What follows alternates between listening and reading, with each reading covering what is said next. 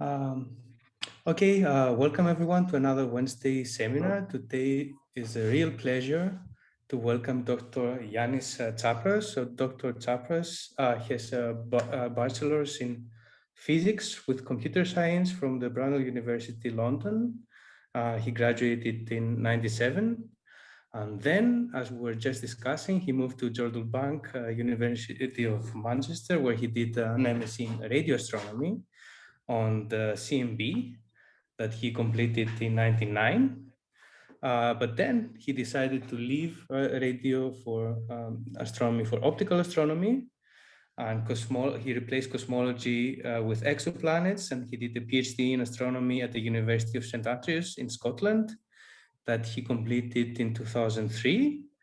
Then he held a series of postdoctoral positions at the Queen Mary University, London, where he was searching for dark matter in M31. He moved at the Astrophysics Research Institute at Liverpool, John Moores University, and then at the Las Cumbres Observatory for 7 years, where he held a mixed position, doing research and support for the robotic telescope. And during the final 2 years of that position, he also held a teaching position at the Queen Mary University. And then since 2015, he is in Germany, where he works at the Astronomisches Rechen Institut in Heidelberg. And today, Yiannis is going to talk to us about the past, present, and future of exoplanets research. So Yiannis, thanks again for accepting our invitation, and stage is yours. Thank you very much for inviting me. So I thought I'll give you a relatively general talk about exoplanets, how kind of the field developed, discuss a little bit some highlights, some interesting objects that have been discovered, try to put the whole picture together of where we started from, where we're moving, what we're trying to do now, and where we're moving towards in the longer term. So it's not particularly technical. I mean, perhaps we can leave more technical talks for a future seminar. But okay, so let's begin in the beginning. So what I want to talk about is basically 4 topics I want to cover today. I'm going to start talking about how planets form. Then I'm going to highlight the different methods, or at least some of the methods that we use to find them, and show some examples. Then I want to talk a little bit about what we have learned by studying these planetary systems that we have discovered. And I will conclude with a little bit, at least personal view of where the field is heading in the near future. Okay, so planet formation first. So planet formation, basically you start with a cloud of gas that collapses under its own gravity. And due to conservation of angular momentum, what happens is the cloud kind of flattens out and becomes a disk.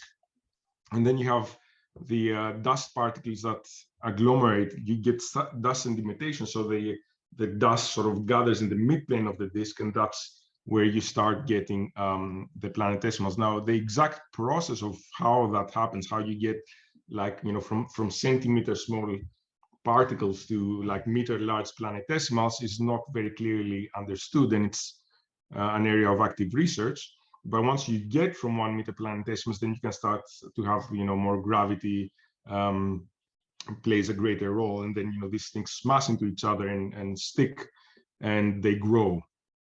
So the planetesimals then grow by collisions, and then you reach a stage of runaway growth. And the runaway growth stops when the largest bodies become massive enough, and then you enter a stage of oligarchy growth, where the planetary embryos continue to collide and grow. Okay, so that's how you get sort of gradually solid planets. So in general, terrestrial solid planets take about 100 million years to form.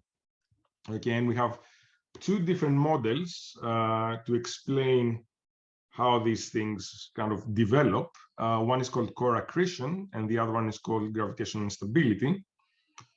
Okay, and then I'm going to talk about them in the next few slides, so I'll just leave it there for the time being. And then after that, the disk gradually dissipates, so the gas either evaporates or gets sucked on the gas giant planets. And on average, you have about the massive planets take about 5 to 10 million years to grow massive enough once they form the solid core. Okay, so the core accretion model basically says that you form first a core of rock and ice, and initially the planet has no atmosphere, so there's no gas, and the core gradually grows, becoming massive enough to hold on to a gas envelope. So it is originally hydrostatic equilibrium, and then it keeps accreting more gas. So it is quite, as the gas accretes, it heats it up and it glows quite brightly in the infrared. And the core continues to grow via accretion of planetesimals until it reaches a critical mass. And then the envelope contracts, and that can take millions of years. The gravitational stability model you have is slightly different. So basically, you have a large, very massive disk, and this can be gravitationally unstable. So essentially, you have self-gravity of the gas at a different part of the disk could potentially alter the structure and the evolution of the disk, and you get local collapse. And that leads to disk fragmentation and the formation of spiral arms, and the fragments then can form massive planets. So this theory is pretty good for explaining relatively massive planets that get formed very, very far away from the stars, provided the starting disk is large enough. So we have people that work on planet population synthesis simulations using both theories. And these theories make distinct and testable predictions about the expected distribution of exoplanets. It is possible that both mechanisms have some impact at different ranges from the host star. And the way to tell them apart, or tell their relative significance, is by comparing the predictions with the observed distribution of exoplanets, especially beyond the water snow line, which is a key factor in deciding which of the two theories plays a dominant role. Now, the problem is that planets beyond the snow line are rather hard to detect. So why is the snow line important? A protoplanetary disk is composed of gas and dust grains with a mass ratio of about 100 to 1. And you have different substances condensing into solids at different temperatures. And obviously you have, so at around 160 Kelvin is where water tends to rise. So if you're far enough away from the stars so that the temperature drops to about 160 K, all water will be in the form of ice. Now that means at that point you have more solid material. Okay, so the ice grains, you can get the dust sticking on the ice grains. Okay, and they can form a core of a planet much faster. So especially gravitational core accretion assumes this is a central assumption in core accretion, and this is where you get the giant planets to form. So we believe that all the giant planets form massive cores beyond the snow line and start accreting all the surrounding gas material essentially from the disk. And sometimes, they open gaps in the disk, and they can also migrate and co-evolve the disk together. So you have various chemical substances that condense into solids at different distances from the central star. Okay, so it's about 4 times more solid material available beyond the water line. So this is why the snow line or ice line, called sometimes, is so, the water ice line is so important in planet formation theories.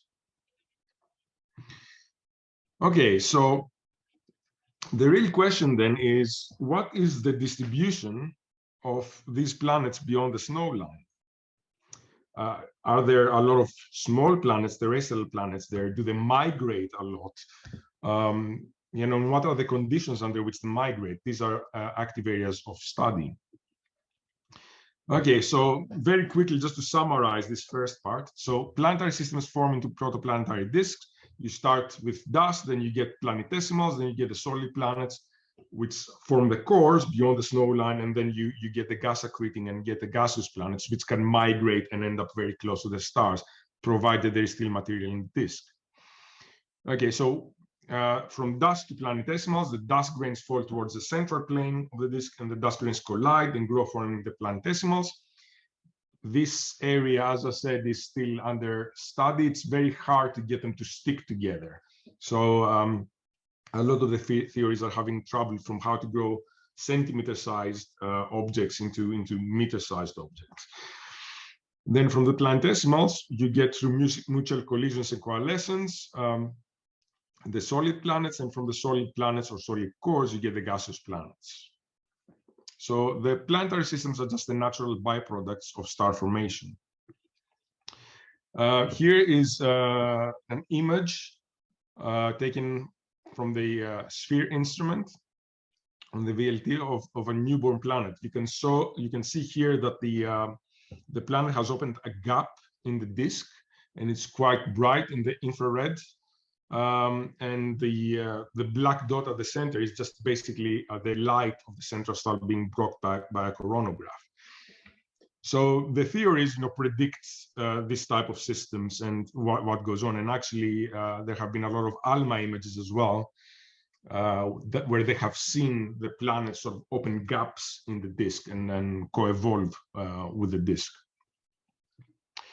Okay, so what methods do we have available to find planets? Okay, so this is a graphic from Michael Perryman, and it showcases all the different methods and the subsidiaries. Okay, so for example, you have pulsar timing here, and you can also use the same methods to find planets not just around pulsars, but around white dwarfs, eclipsing binaries, and so on. Okay, and then you have radial velocity, astrometry, microlensing, photometry. I'm not going to cover all of them. I'm going to cover the four most successful ones to date, which are these four. So radial velocity, microlensing, imaging, and transits.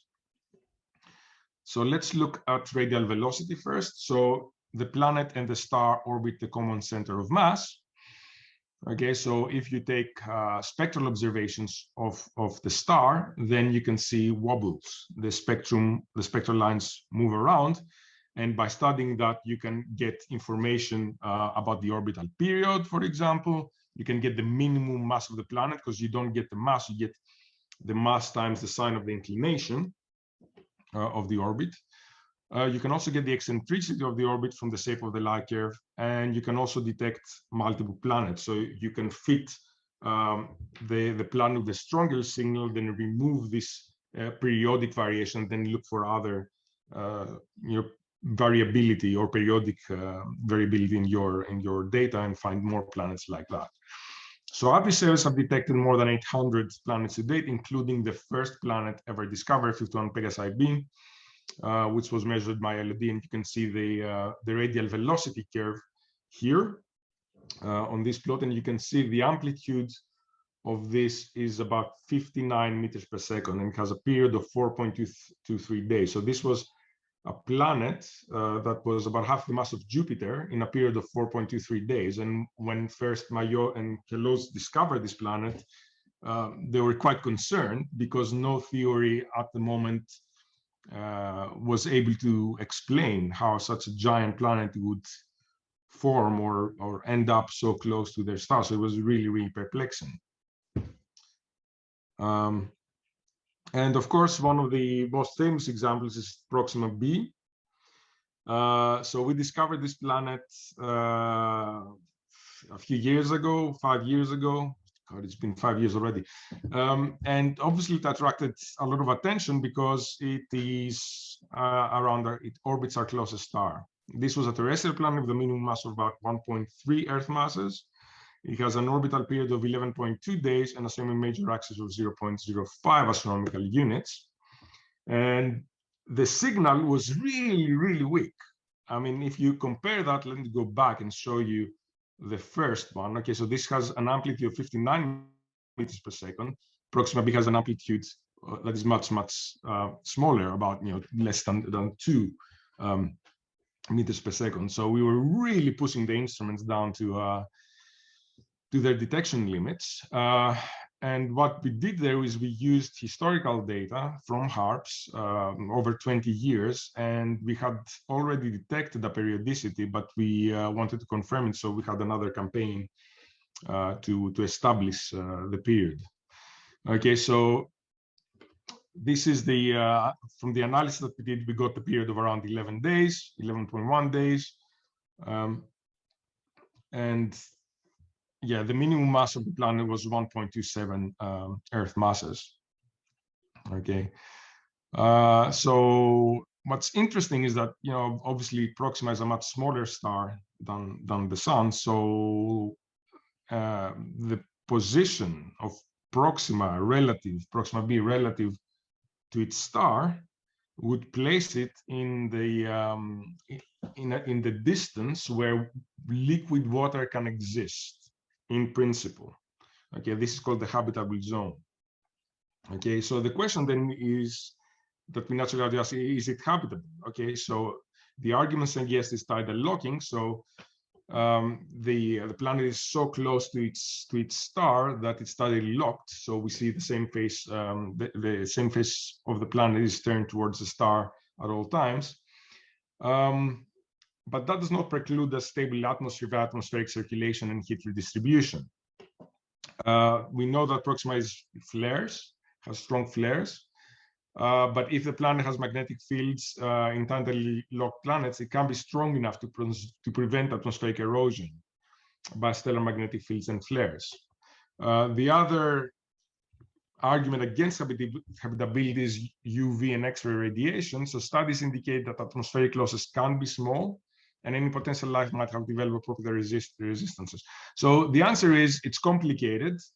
Again, none of these are necessarily forbid the planet from being habitable. There are mechanisms through which it could potentially be habitable, but of course we don't know.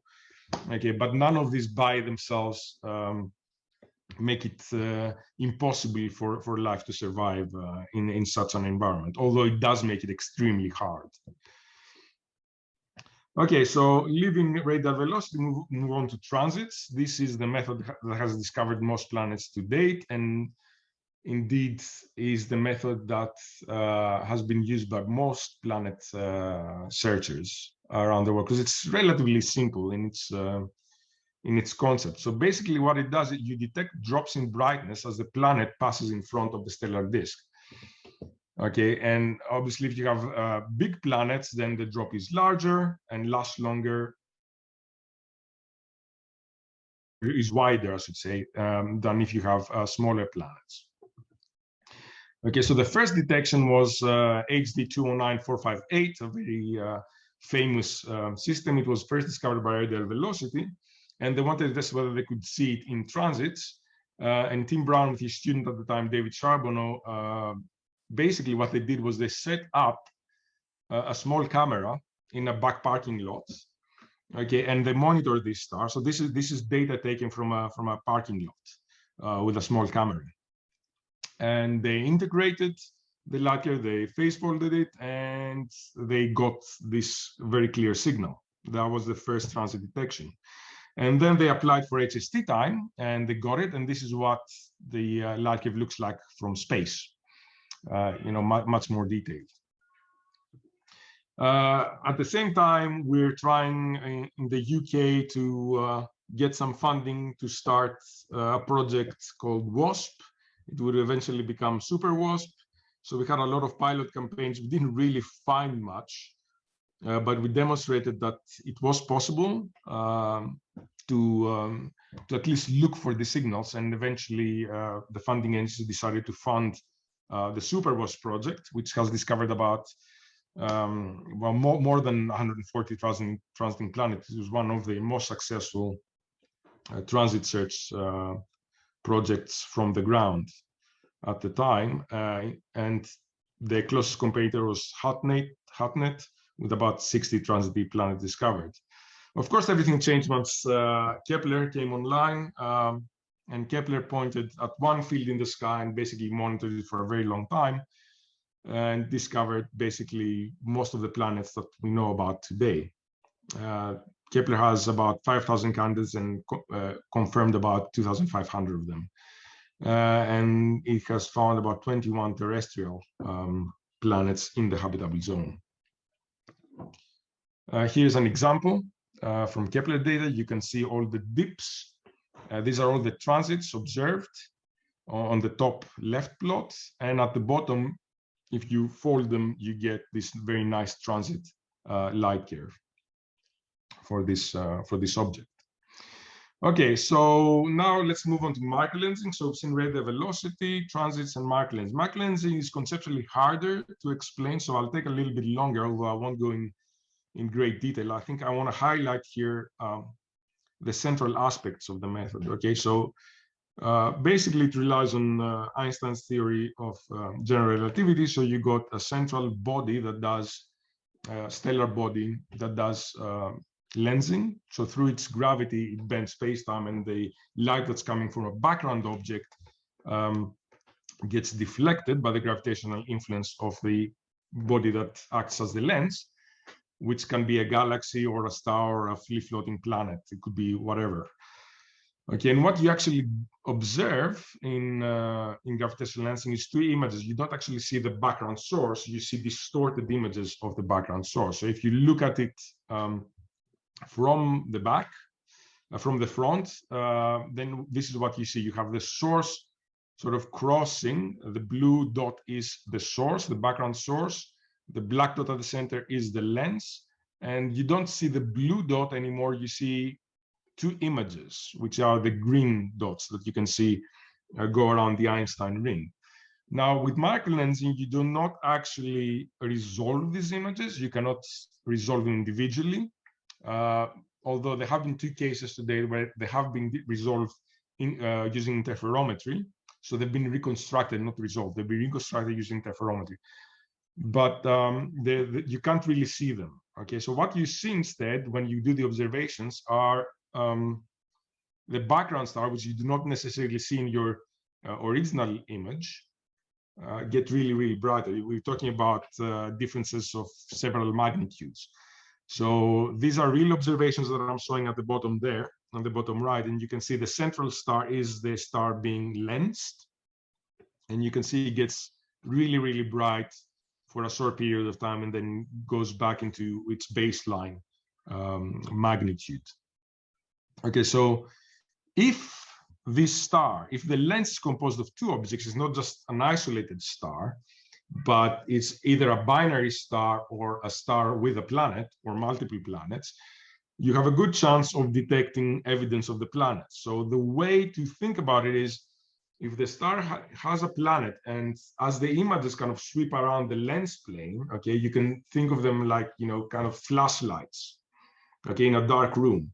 And if those flashlights, if those images happen to cross the path of the planet, the gravity of the planet itself will distort those images further. So you will notice that as an anomaly in an otherwise symmetric light curve. And I'm going to show you exactly what that looks like. Okay, so here is an equal mass binary lens. So here are two, you have objects that are stellar objects, okay? So you get this these curves called caustics, which are the blue curves in the left diagram. And what happens is when the source crosses a caustic, the number of images increases by 2. So you get 3 or 5 images, okay? And this affects essentially, so that the magnification that you measure is the sum of the total area of all of the images. Okay, so you can see as soon as it crosses that blue line, you get these massive distortions in the light curve that you observe. Okay, and there are 4 things that determine the shape of the light curve you might, three main things that determine the shape of the light curve you might observe in a binary lens. So the light curve is sensitive to the component mass ratio. So what I'm showing here is when one of the components becomes smaller and smaller, what happens is that these caustics change their shape and get squashed. Okay, and this has an impact on the light curve that you observe. Okay, so when the mass ratio between the two objects during the lensing is extreme, like you have a star and a planet, then the deviations that you get in the light curve tend to be quite short. They're still intense and quite bright, but they tend to be very short. Okay, you can also, if you increase the separation between the two components, obviously you get a different kind of light curve as well. So this also has a very strong impact, how far away the two objects are. Okay, what is the distance, the projected separation between them? Okay, and the third one is the trajectory angle of the source. So you have the system doing the lensing. How does the trajectory of the source, what is the angle of trajectory of the source? Because if the source passes very far away from the actual system doing the lensing, you don't see anything. It has to pass very close to the caustic structure to be able to detect anything. So our group has been using a network of telescopes around the world to monitor Mark lensing events. And here's what one of our images looks like. This is 26 by 26 arc minutes. And the lens star, this is the source you can see in the inset in there. It's that little star in the center of the dot. We're looking at the galactic bulge right now. So we're talking about this image has about 150,000 stars in there, and only one is being lensed. Excuse me.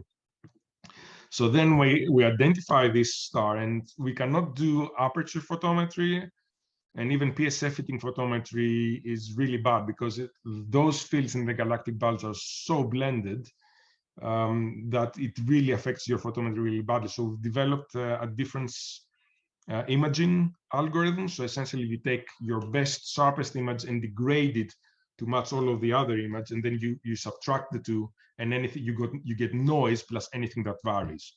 So all variable stars are going to stand out like that, plus obviously anything that changes in brightness, including the Mark lensing events. And from that you can see in the bottom ones, in the bottom panels, after we've done the subtraction, you can see clearly the change in brightness of the Mark lensing events, and that's what we measure. Okay, so then you can use that to construct a light curve. And here is one relatively well-known example. This is event OGL 2006 BLG 109. This is a two-planet system. It's a scaled-down Jupiter-Saturn analog. Okay, the light curve, we tried fitting with a binary lens. It just didn't work, so we had to include a third object, a third sort of planetary mass object. Okay, and it has also been necessary to include the event lasted long enough so that the orbital motion of the system kind of affected the light curve as well. So we had to include orbital motion effects for that as well. Now, all the different colors are different telescopes around the world that contribute this discovery. Now, Mark lensing events like, gamma ray bursts or supernova events, are one-off events. You cannot go back to this system and observe it. So what you need to do is, whenever there is a Mark lensing event going on that is of interest, or we see something like an anomaly that is ongoing, all Mark lensing in the world contact each other and use their telescopes to observe this. So if you have multiple telescopes around the world recording the same anomalies or events, then you know that this cannot be instrumental or anything else. It's a physical thing that is happening, and that's the way that we can confirm that these things are actually real anomalies due to the physical reasons and the way that the system doing the lensing affects the source that is going behind it. Okay, if it's confirmed by multiple telescopes, that it's real. Okay, so here's another interesting object, OGL 2007 BLG 349. This is a circumbinary planet. So the observations are consistent with an M-dwarf binary lens and a planet mass body. So this is a Neptune type, super Neptune type planet that's orbiting a binary star. Okay, so moving on to planet demographics. So here, what I've done is I've taken all the discoveries that have been reported on the NASA Exoplanet database and sorted them according to the date of discovery. And you can see here, the very first discoveries are very giant planets, very close into the stars, and gradually the graph starts getting populated with more and more and more discoveries. Now, you can see that on the top left, we have a lot of discoveries, but the discoveries are missing on the bottom right. And these are the planets that are far away and the smallest planets. Now, if I show it like that, it's probably a little bit easier to look at what's going on. Transits, most of those discoveries come from Kepler, and transits are extremely biased. Obviously, you can find, for a transit detection, you need to measure at least 3 transits, okay, to be sure it's not a star spot or anything else. Okay, so obviously finding planets that are very far away requires mission timescales that are of the order of decades. So transits have not found and are not very likely to find planets that are very, very, very far away from the stars. Now, radial velocity is getting there, but I think beyond about 30 AU, we have to rely on getting the statistics, especially for the smaller planets, from microlensing. And the microlensing planet rate is rather low. You get about, maybe 4 or 5 planets per year. So filling up that discovery space is going to take a while until we get dedicated microlensing space mission, which the Roman Space Telescope might be able to fill that space quite fast and do what Kepler did for the transiting planets, do the same thing for the microlensing planets in the next few years. Okay, so how does that relate to what we were talking about earlier about the snow line? Okay, because the snow line, as we said, is important for planet formation theory. So what I've done here is I've taken the mass of the stars and worked out roughly where the snow line is, and I replotted the graph on the left to show the planets that we have found beyond the snow line. So you can see radial velocity is now targeting smaller stars, okay, M-dwarf stars, and they are finding mainly large planets beyond the snow line, but also have started discovering smaller planets like Proxima b, which is in the habitable zone, but they're also finding planets that are further out. And you can see here that most of the planets that microlensing finds are beyond the snow line, and this is simply it simply has to do with the fact that microlensing is monitoring planets that are around M dwarf and K dwarf stars. Okay, so it's a selection effect. Okay, so all the different methods here, you can see kind of the overlap slightly. So radial velocity and transits have a significant overlap. Radial velocity and microlensing are starting to overlap as well. And there's little overlap between transits and microlensing. But we really want to understand the entire population of planets if we are to compare it with the predictions of theories and to really understand the physics of what is going on over there. Direct imaging, you see on the top right as well. Now, direct imaging is very challenging. I'm going to talk a little bit about it in the next few slides. But it can find planets that are quite far away, of the order of 50 or more, at least 50 or more AU away from the host stars, and they tend to be large planets.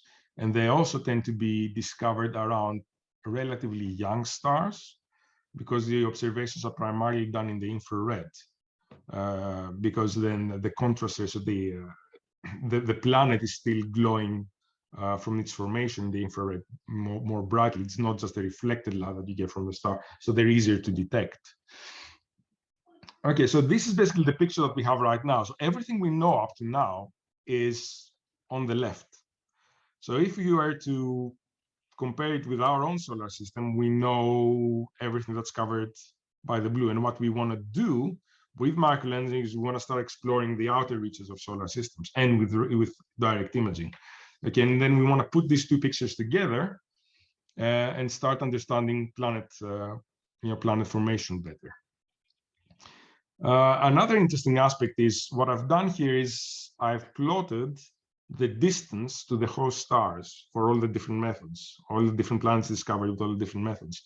And you can see radial velocity and transits and direct imaging are mostly probing planets within a few hundred parsecs, whereas microlensing is probing stars that are very, very far away, of the order of kiloparsecs.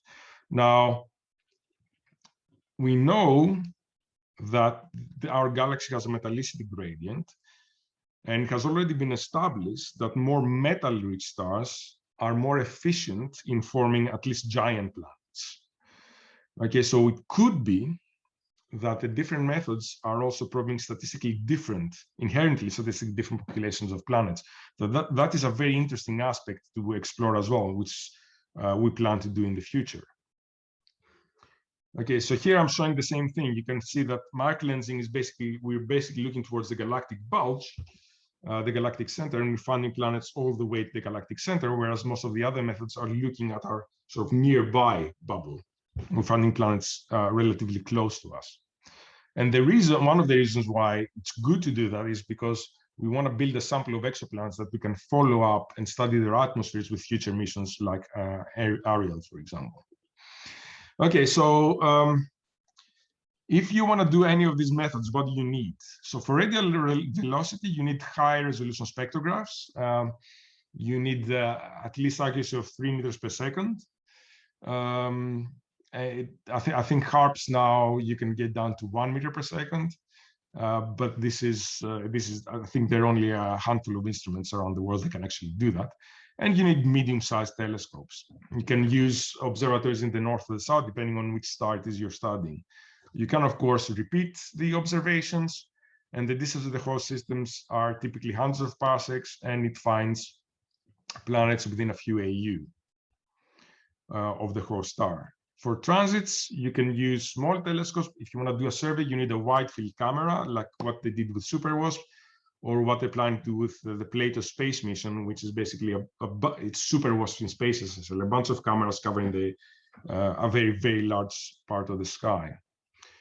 You can obviously repeat the observations and confirm the planets, and the distance to the host systems is again typically hundreds of parsec.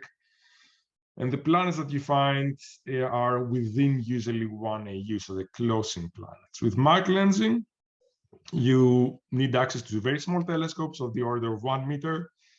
If you want to do a survey, you need a wide field, a very wide field, because you want to cover the microlensing event rate is about 1 star in a million will be microlensed at any one time, so you need to monitor several millions of stars, and you only get the galactic bulge. So this is why all of the surveys are looking at the galactic bulge. Now, if you want to do microlensing follow-up, then you can have narrow field cameras like we do, and we react to microlensing alerts that we identify, and we dedicate our telescope time to characterizing those anomalies. And you mainly need telescopes in the southern hemisphere simply because the galactic bulge is a southern object, and you can observe for much longer from there. Repeat observations are not possible. This is why you need to pool all the resources, all the microlensing groups work together well, at least not always, but in most cases work together. If you have data, you contribute to a joint analysis of a microlensing event. Now, these planets are typically thousands of parsecs away, and microlensing is more sensitive between around 1.4 to 30 AU. If you go to space, it stretches even further, and you can find even free-floating planets that have been ejected from their star systems. You can detect them with microlensing as well, and indeed a few have been discovered like that. With direct imaging, you need very large telescopes and access to adaptive optic systems, and it's technically quite challenging to do that. And there are only a few groups in the world that can do that. There are many in the US. And typically the planets that they discover are at a few hundred parsecs away, and they find tens to hundreds of AU from their host stars. Okay, so what have we learned from studying exoplanets today? That planets are the rule, not the exception. There's, on average, you can say that every star has a planet. The most common type of planet that we have found is are mini Neptunes. So these are planets between a few times the mass of the Earth to just below the mass of Neptune. We don't have any of those in our own solar system, but they seem to be the most common type of planet. The planetary systems that we have found show remarkable diversity. There are planets that are so close to the stars that they tidally look and they become oblate. The surfaces are really, really hot, and they're losing even material due to their proximity to the star. We have found planets. Indeed, the first planets that were discovered were around pulsars, and they found them by monitoring the changes in the arrival of the pulses from the pulsar. Okay, so they worked out the periodicity, and they explained that with the presence of a planetary or planetary bodies. And some planets, I think I've got an overestimate there. It's of the order of 1%. But if you're very optimistic, you can say about 3 to 5% are in the habitable zone of the planets discovered to date. Now, there is a bit of ambiguity about exactly how to define the habitable zone. This is why I put 3 to 5%. But the conservative habitable zone would make it around, the order of 1% or even lower, actually.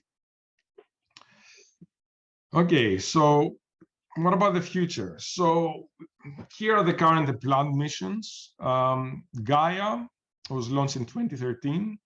And I didn't mention astrometry, but basically what astrometry does is it measures with great accuracy how a star would wobble if it had a planet orbiting it. Okay, so if you have extreme accuracy, you can measure how the planet affects the motion of the star. Okay, because they orbit the common center of mass. So it's sort of like radial velocity, but radial velocity measures the blue shift and the redshift of the star, whereas astrometry measures the kind of XY displacement of the star. Then we have TESS, which was launched in 2018 and it's still ongoing. I think it finished its main mission, but it's been extended. So this is doing transits. Then you've got CHEOPS, which is also doing transits. JWST, with a plan launched sometime this year, hopefully, is going to be able to do direct imaging.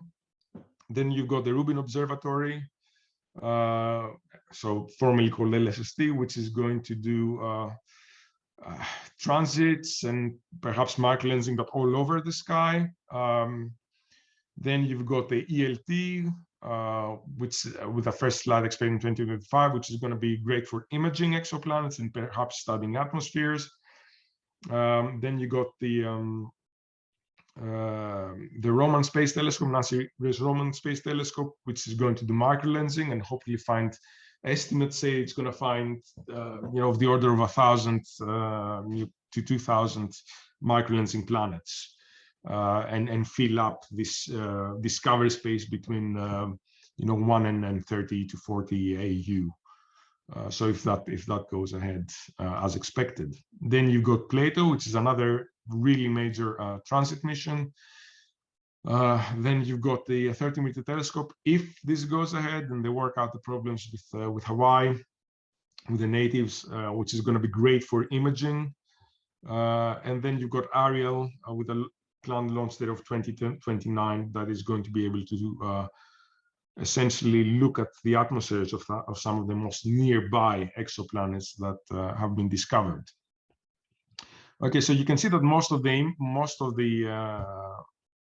these missions are focused still on transit. So transits is going to be covered very well. So that early part on the left of the nearby planets, we're going to have very good understanding of the distribution of exoplanets there. And it's the further away planets and the smaller planets that are going to be much more challenging. Okay, so LSST is a particular area of interest for me because I'm involved in the sort of microlensing program and the transient variable survey that it's going to be doing.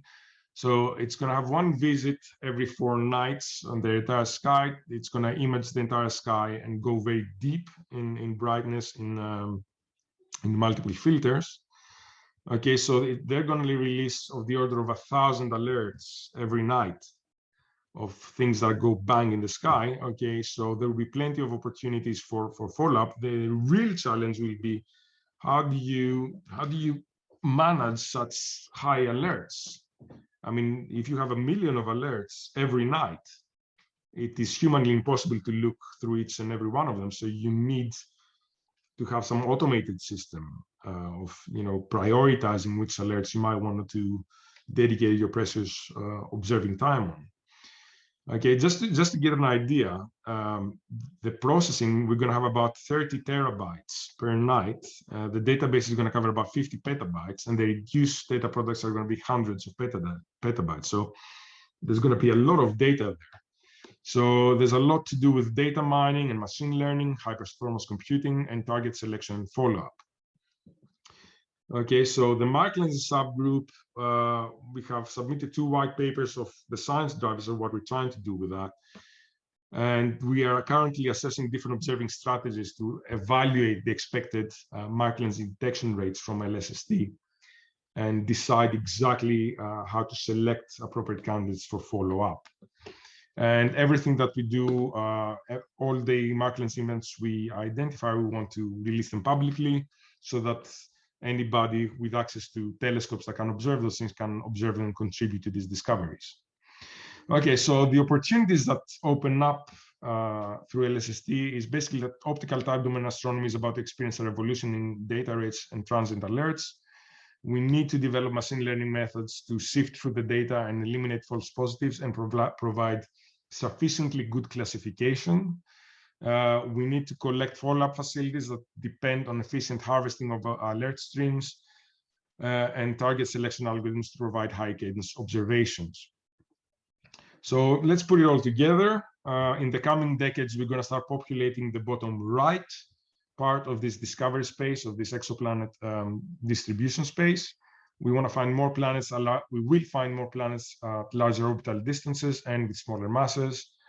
And there are ongoing efforts to combine the statistical results from all the different methods with different surface sensitivities. The aim is to understand the planet demographics. And we also want to compare the observed distributions with the theoretical predictions. This is a major part, okay? And we want to calibrate the theoretical models so we understand better what this all means, about planet formation, how stable are these systems, how much do planets tend to migrate and so on. And in the future, we also want to study the atmospheres of nearby exoplanets and perhaps detect the first signs of possibly biological activity. Okay, so I think that's all I wanted to say. So I'll take questions now. Well, thank you very much, Yanni, for this very exciting talk. So are there any questions for Yiannis?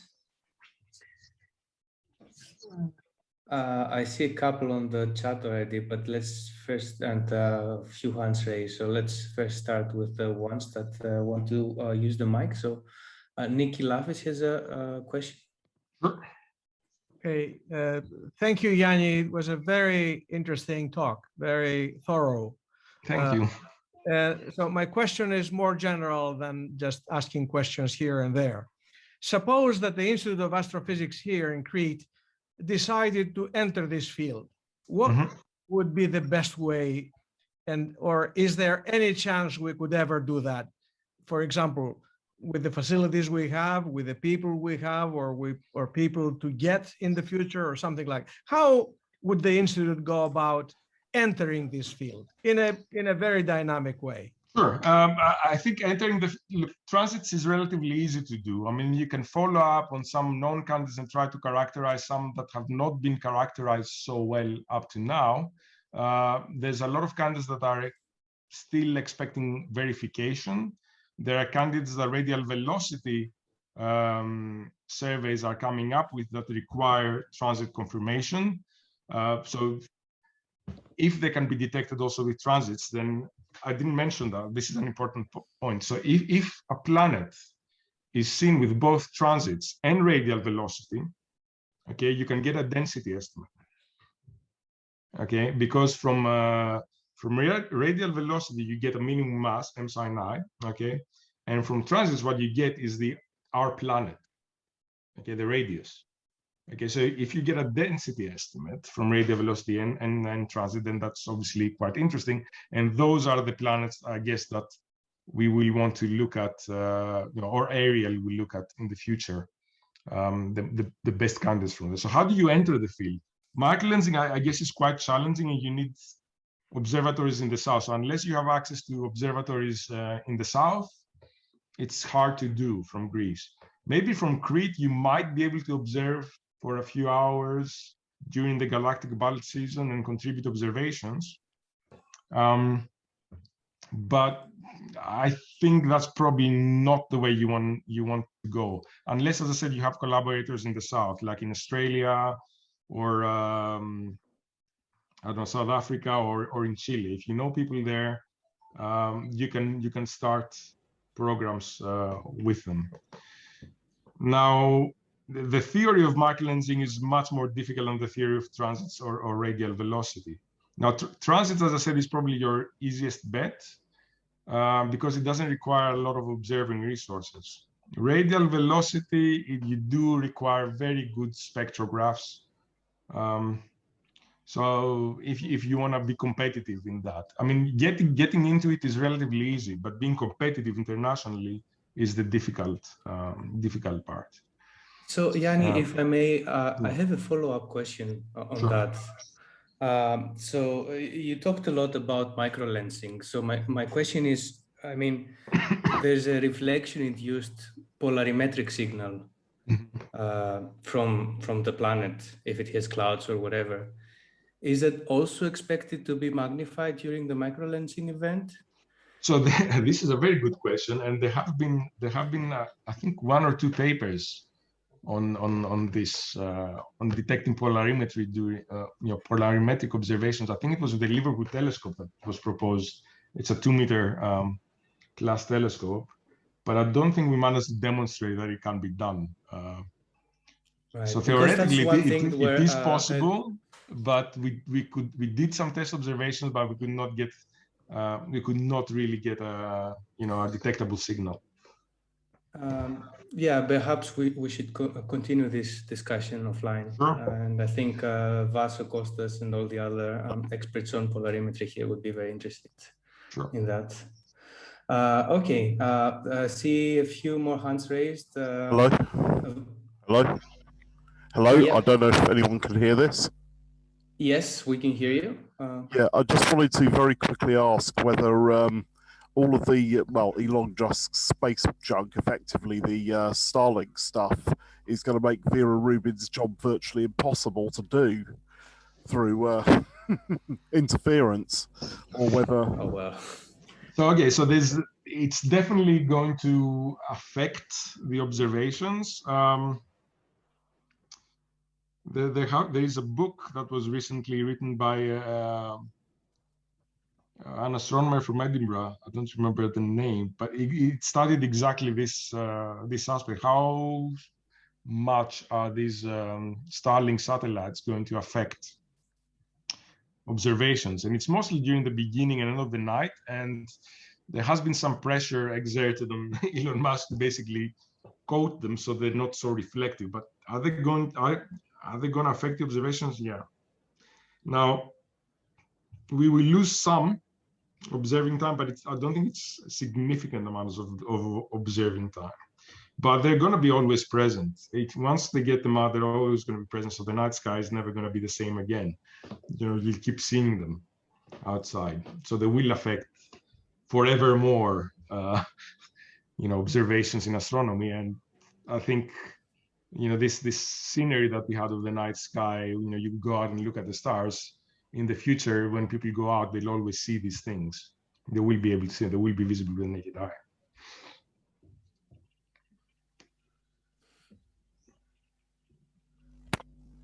Well, hopefully he'll be. Hopefully people will come to their senses and use cables, things that work. Yeah, well. So there was another question, I think, in the chat about the distribution of Let me go back. Yes, so Yiannis, please go ahead. So maybe I can I have some more examples here of smaller planets. This one, was it this one?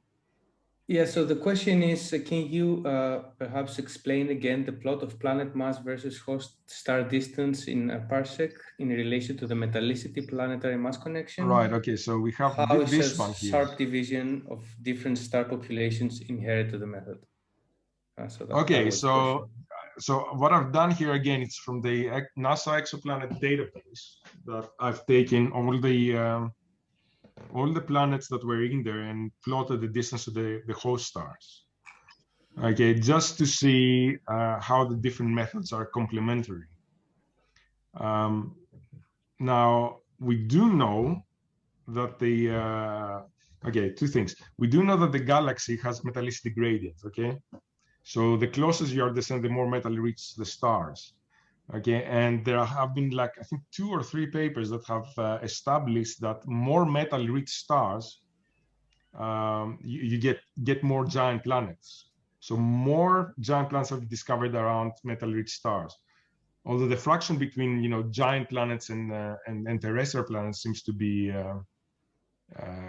quite different. There are many more terrestrial planets or smaller planets than giant planets. So of the order of like about 30% of stars have sort of Jupiter-sized planets or so, but almost every other star has terrestrial planets. Is there a distinction, because there looks to be a line, a horizontal line sort of down the middle? Is that just observational bias, or is there a reason why? So for the planet mass, that is a good question. Let's go back to this plot, okay?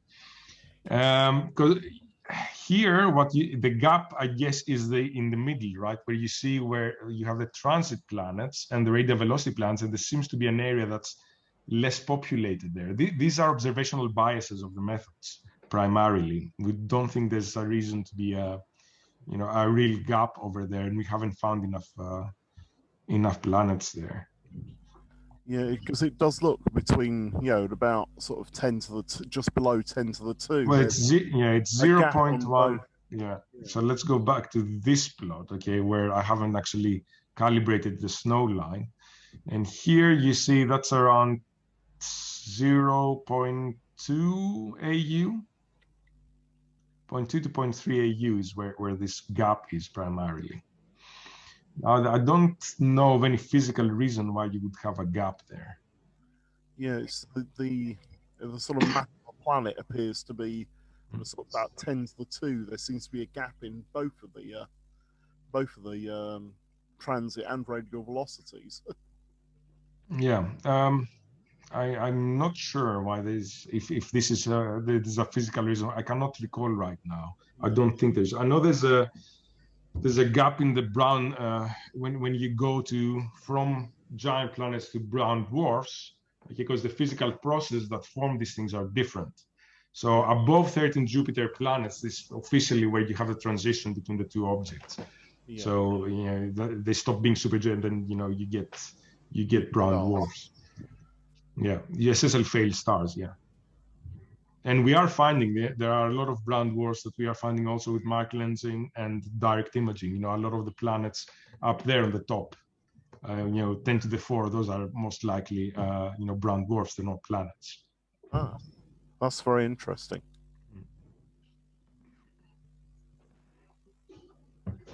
Well, there are actually the limits of this plot go further out, and you can see, the distribution of those objects further out. But I haven't included them in this plot. Do you think over time we might get to the opportunity we'll be able to see sort of more, sort of Neptune-style exoplanets?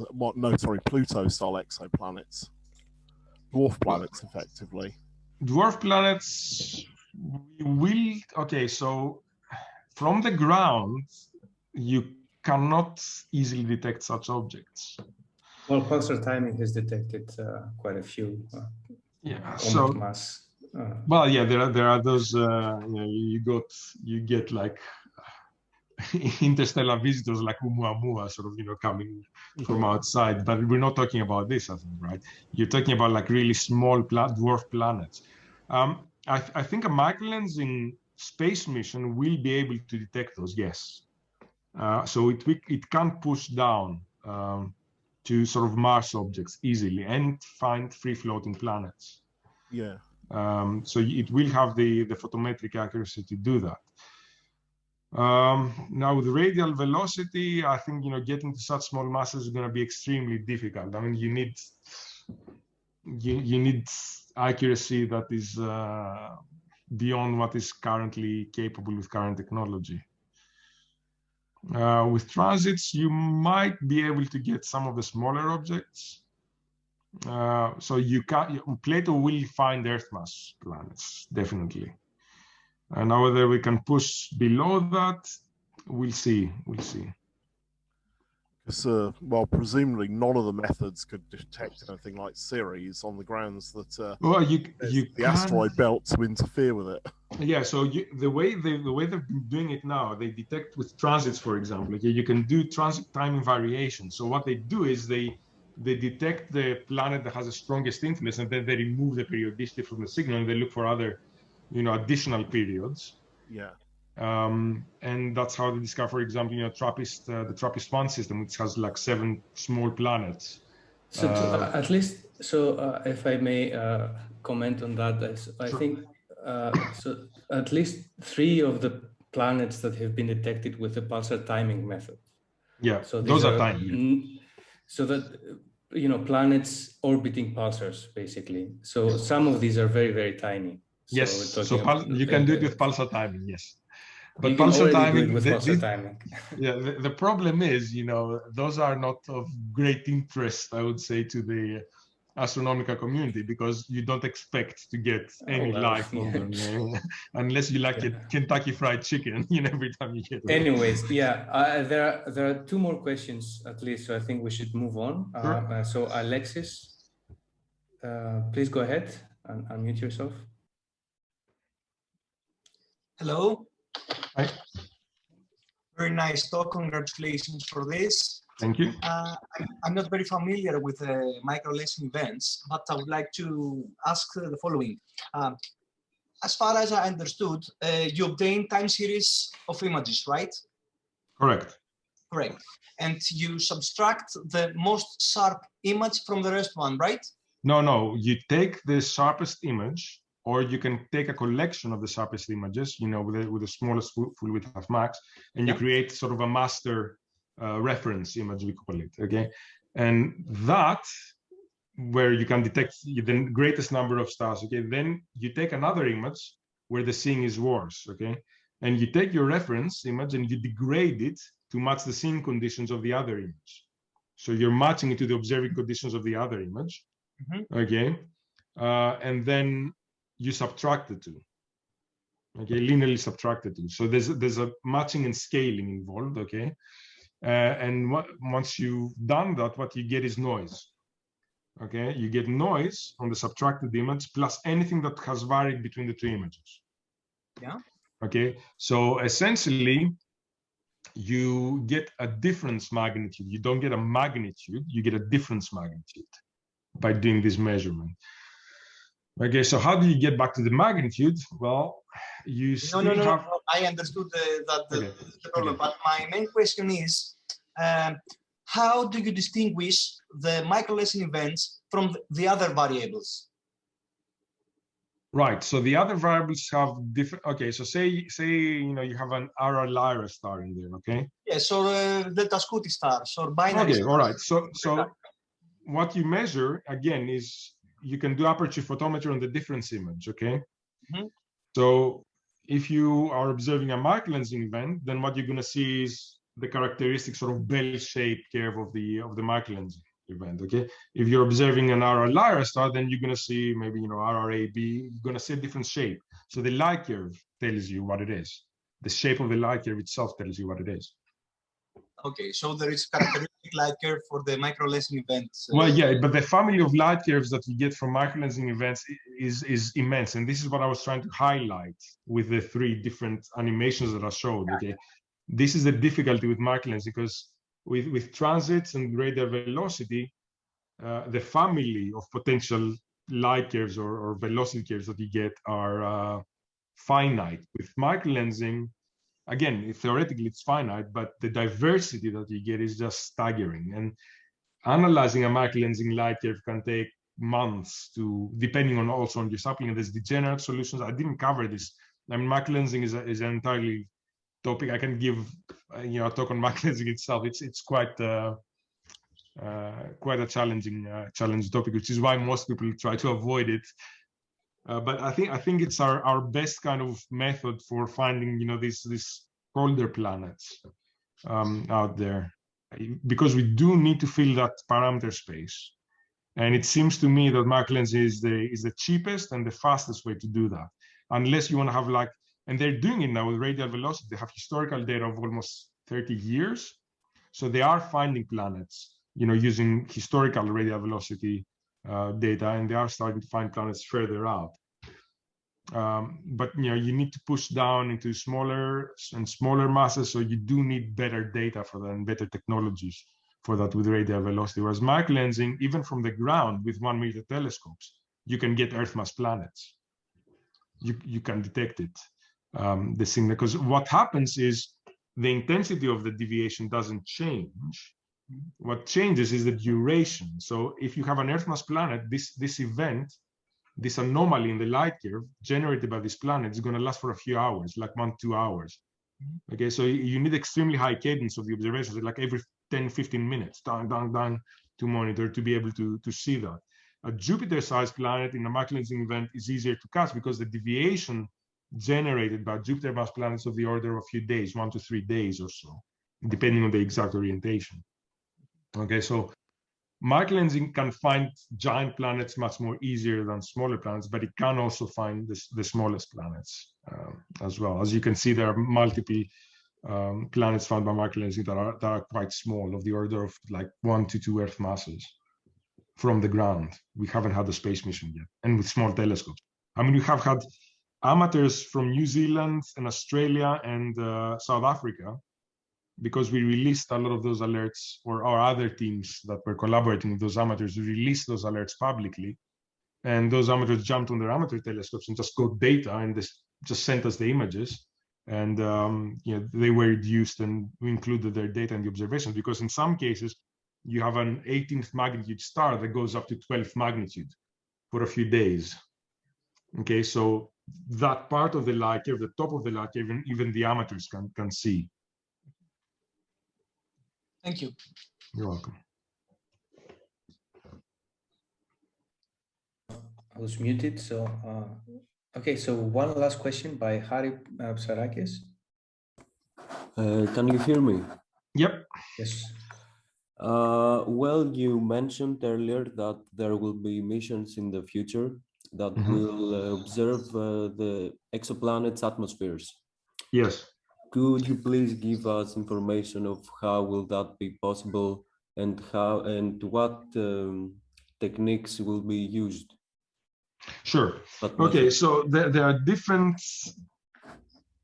ways to probe the atmospheres of the planet. One is by using transits. Okay, there's an ingress and an egress, right? And when the planet is just passing in front of the star, okay, you know that you have starlight that is passing through the planet's atmosphere. Okay, so if you keep taking spectra, okay, before, where the planet is, say, behind the star, okay, you know the stellar spectrum. Okay, and then when the planet just passes in front of them, you have a little bit of the light passing through the planet's atmosphere. Then you can take a spectrum as well, and you can compare the two spectra. Okay, and if you do this multiple times, you can start detecting differences. Okay, so you build up a sort of template spectrum for the star and template spectrum for when the planet is in front of the star, and then you can see what kind of elements the atmosphere is made of from the absorption lines. Okay. Does that make sense? Yes, of course. Okay, and then you can do it with reflected light from the star. Again, if you have a very large telescope like the ELT, for example, you can use a coronagraph mask the starlight, and then you can just see the reflected light that goes through the atmosphere of the planet as it comes back to you. Okay, but I think that you need a really high resolution. Yeah, clearly. I mean, the to- ELT is well, is it 30 meters or 40 or 30 meters? I think is the ELT. Yeah. Okay, So thank you. it's pretty big.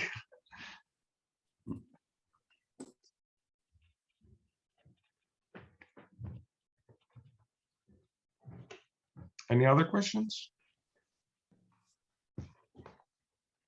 Okay, I think we should stop here. We're already run out of time. I was just going Uh, to say, is the microlensing going to make finding anything out in the Kuiper belt easier by accident? Not really. I mean, microlensing, as I said, it's extremely rare. Einstein didn't bother, publishing this because he thought, yeah, we're never going to observe that. And it was only after a pressure from a discussion that he had with an engineer that he said, okay, I'll write a quick paper about it. But obviously, he didn't expect like the technology that we have today. Now, it's hard to say. I mean, you can detect a signal from a small object with microlensing, but the Einstein ring is much, much smaller.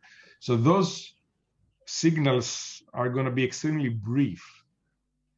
I mean, if an Earth mass planet generates a signal for about 1 day, then you can imagine that for anything smaller, you're talking about hours.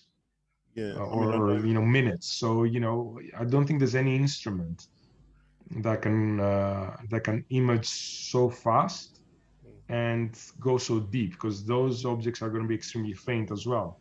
because I know an occultation of Pluto was discovered back in the 90s, which gave us some idea of its atmosphere. So yeah, I mean, you can detect small planets, but smaller objects, it's highly unlikely. I mean, so those objects, they don't reflect light. I mean, with microlensing, you don't really need to see what is doing the lensing. You just care about whether it has planets or not.